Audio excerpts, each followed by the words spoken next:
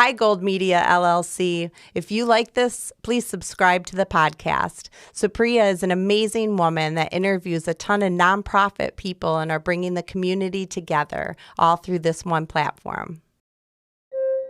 Hey Jennifer, thank you so much for joining Gold Media. Welcome to the podcast. How are you? I am wonderful. Thank you so much for having me. It's an honor to be here, and I look forward to chatting with you. Same here, and I would like to thank Amber for coordinating this whole thing, and really excited to and looking forward to have some interesting conversation with you today. Yes, me too. So, for our viewers, tell us a little bit about yourself. What are you passionate about, and what are some of the things that really have impacted your life? I've really realized over the years that I'm super passionate about helping people. I've realized that my purpose here is to really help people, and I do that through connection, through healing, and through really serving the poor. So it's just something that has grown and become a big part of my life, which I enjoy giving back to others. I've realized that it's in giving that I receive, and so I really just try to dedicate so much of my time, meaning my purpose, to helping others that are in need. Wow, what a way to live life. I mean, purposeful life is something which is really rare these days. A lot of people want to live a purposeful life, but they really are not as driven. So, kudos to you for dedicating your time on such selfless projects. How did the Project Dre evolve? Yes. Well, I appreciate the kind words, but it did take me a long time to get here. I actually lost my sister tragically in 2013, and that is what pretty much sent me to hell at that point, I like to say.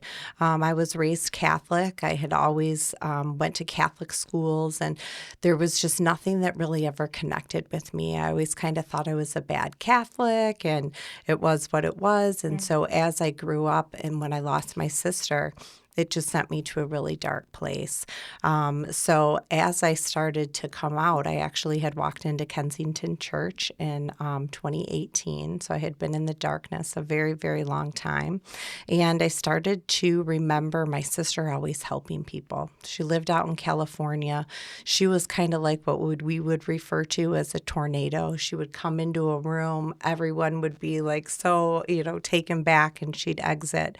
But she was always doing things out of the need to help people. And I just realized that it was almost like this bright light that she had. And now that she was no longer with us, I felt that it was going to be my purpose to really help spread that light. So the Dre Project just kind of started by accident. It was during 2020. It was COVID, obviously. A lot of things were happening. I was a single mom, and my daughter was going to Dallas for college.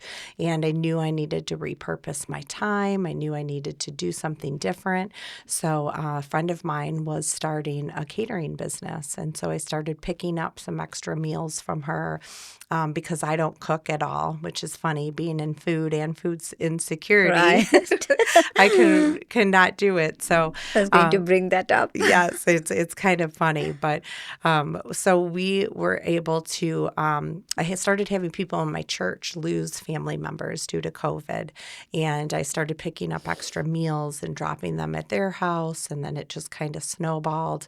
And we ended up incorporating on January 4th of 2021 and have really just kind of exploded. We started out delivering home-cooked meals to families facing hardship. I think we hit over 2,800 meals that year. My chef got burned out very quickly, and it was overwhelming. I'm sure. And so we had to pivot. And in 2022, I had the ability to connect with Humble Design Detroit, which is an amazing nonprofit. They stage homes for families that are transitioning from homelessness, so full makeovers of all of the furniture in the home. And so I said, hey, can we do something with food? And they were like, yeah, that would be great. So we ended up starting out creating these boxes that we would deliver deliver. Back then, we were doing 3 houses a week, so we actually would do fresh fruits and vegetables as well as dry good essentials, and we would just deliver those alongside of Humble when they were doing their housing. So we did 91 houses in 2022 with Humble Design. And then the Wow. next year, we started having the New Day Foundation, and we connected with them. They were like, "Will you serve families facing cancer?" Absolutely. We connected with the New Hope Center for Grief. Will you serve families that are facing grief? Absolutely. We now connected with the Easter Seals Morgue. So we have families that are serving or facing mental and physical disabilities as well as autism. Other or nonprofits that help families transition from homelessness. So our attitude was just anyone could be facing a hardship, and so we expanded. We delivered to 263 houses in 2023, and then we hit 600 in 2024. So the need is there, it's growing, and I just realized that we just want to help people in every way that we can. So interesting to see that so many people, so many organizations are really willing to help, and they're not just there for the namesake. They are really rolling up their sleeves on the ground, really extending all the help and support to the needies. That is really commendable, and what an incredible journey, JJ. Tell me something. You mentioned that you were in the darkness for a couple of years after your sister passed. How did you cope with that? And now that you are on the other side, what advice would you give to people that are in the darkness? Absolutely.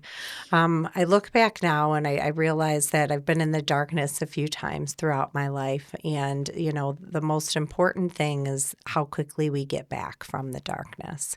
So while we're there, there's a lot of things that you don't want to deal with. You bring friends around you that are in the dark. You just really try to make yourself comfortable because you know that making yourself uncomfortable, nobody wants to be like that. Yeah. Well, as I've come out of the darkness this time, and my goal is to stay here as long as I can, is to realize that it's a journey that we all have to go through. Now that I'm out, I realize that what I want to do is help others that are in the darkness. So that's what I found. I am pulled to a lot of people that are in the darkness, and I am there to just be their light.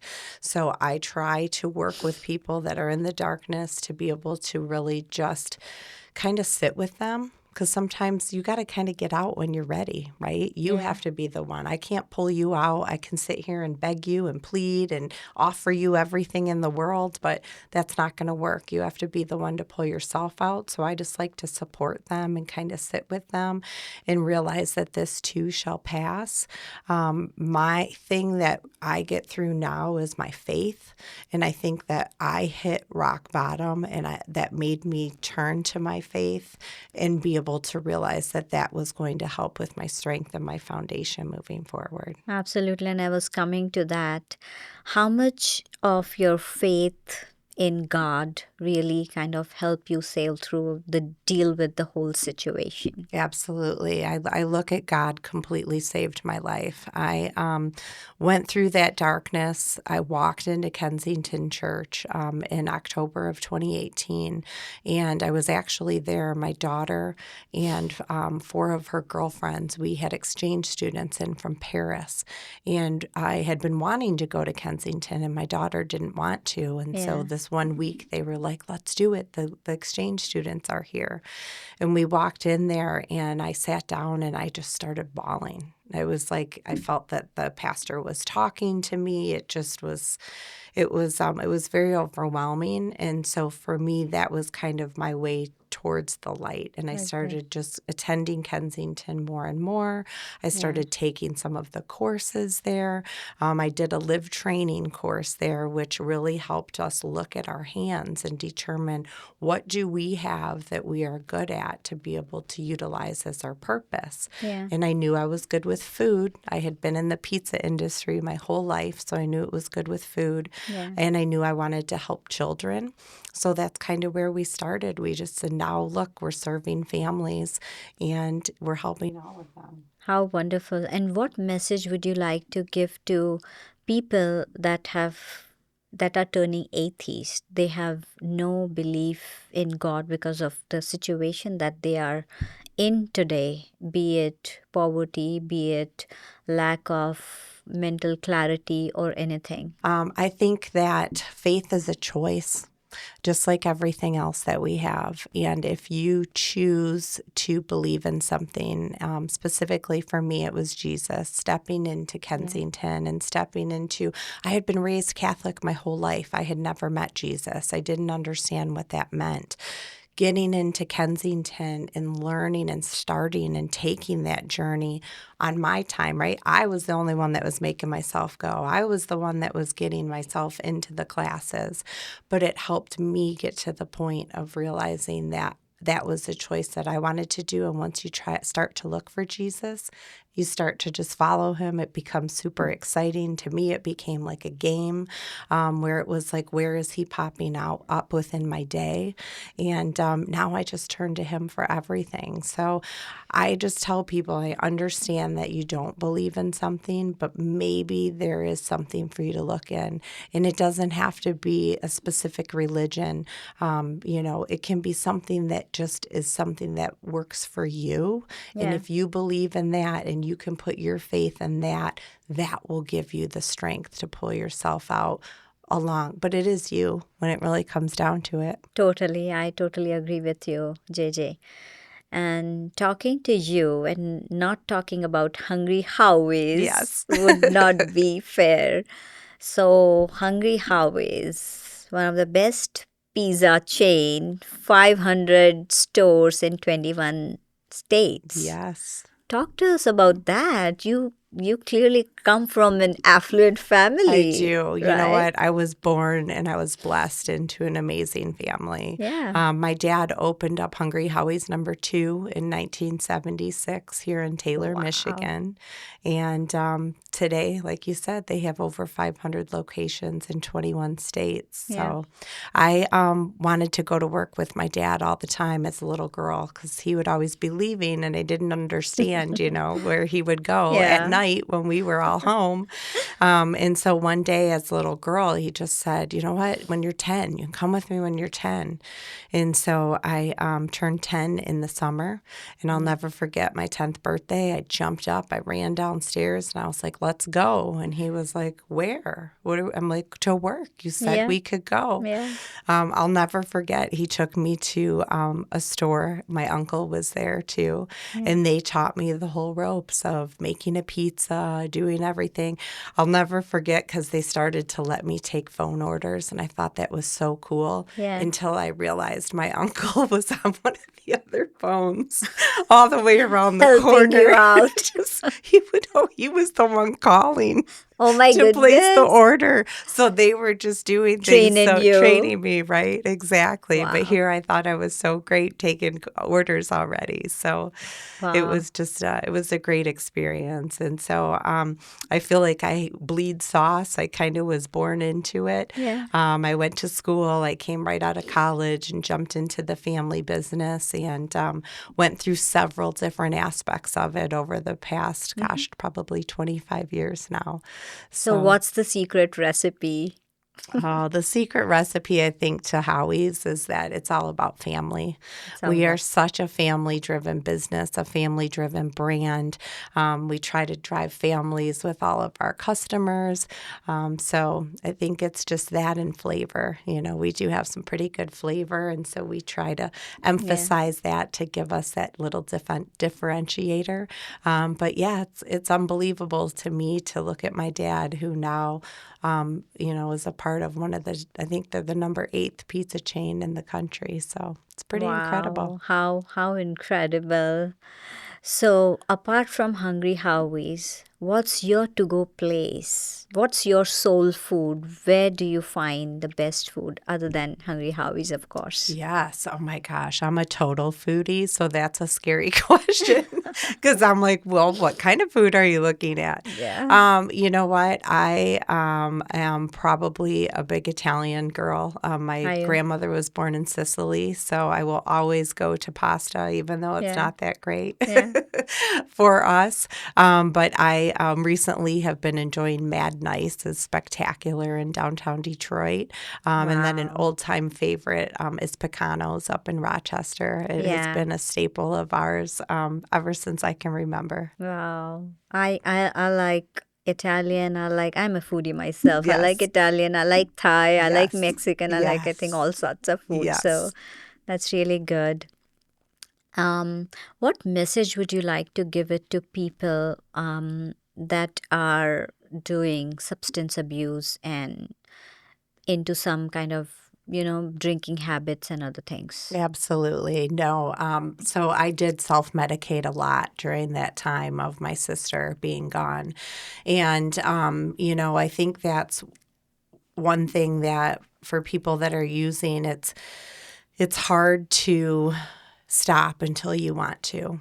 Yeah. It's something that you have to really look within yourself and you have to understand the risk that you're taking and you need to almost like repurpose your time, right? When you have time on your hands, I was looking always at chasing it, thinking that it was going to make me feel better. Yeah. But now being able to show where I'm at and to be in my spirituality and be walking with Jesus, it's better than any high you could have ever achieved.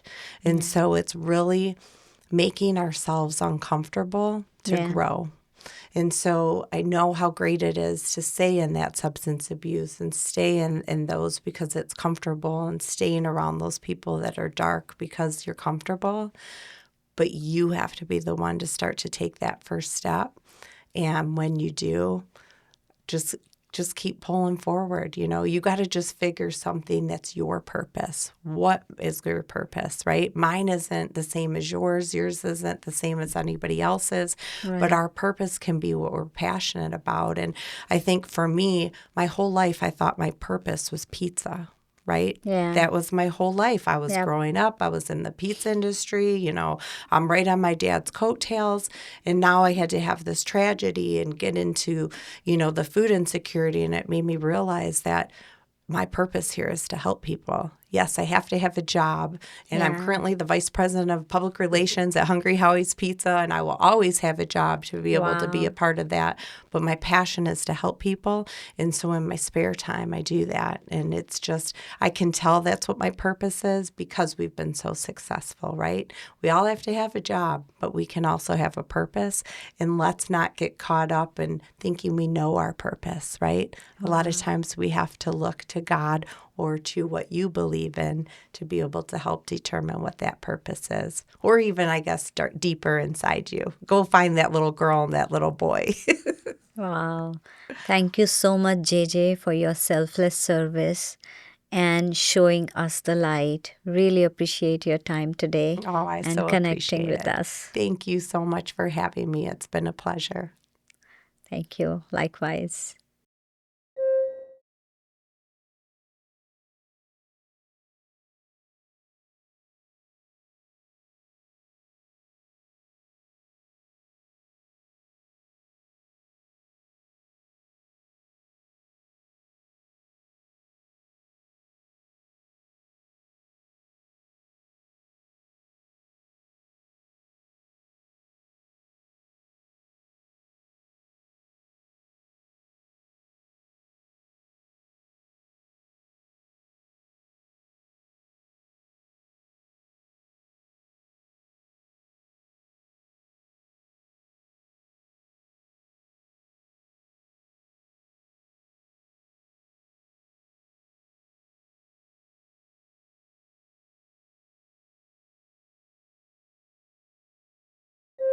Hi, Gold Book. I heard that you guys are top notch when it comes to the World Peace Project. I'd love to know what advice you have for someone that may be struggling with substance abuse or just anything that's hard in life right now.